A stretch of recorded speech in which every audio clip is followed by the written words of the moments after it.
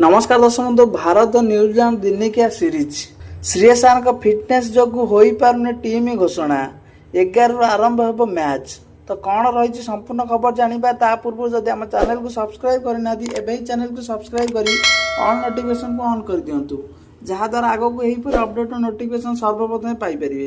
भारत और न्यूजीलैंड मध्य दिनिकिया सीरीज खेल दुई टीम मध्य 3 मैच विशिष्ट दिनिकिया सीरीज जनवरी 11 तारिख खेल फैंस अपेक्षा करी रही।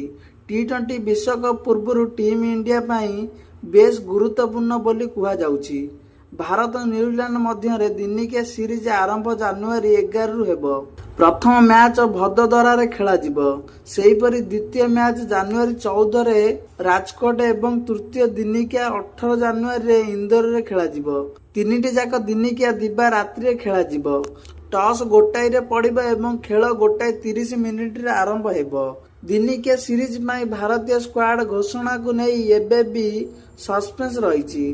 चयनकर्ता श्रेयस आयर को फिटनेस को नहीं ग्रीन सिग्नल मिलुथिबा को अपेक्षा रही। एथिपाई टीम घोषणा विलंब हेउची।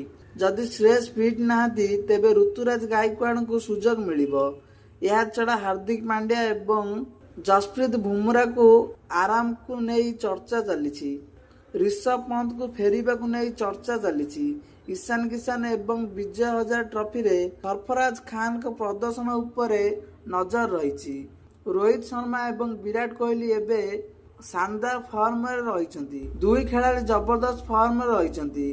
2027 विश्वकप यही सीरीज मध्य बेस गुरुत्वपूर्ण।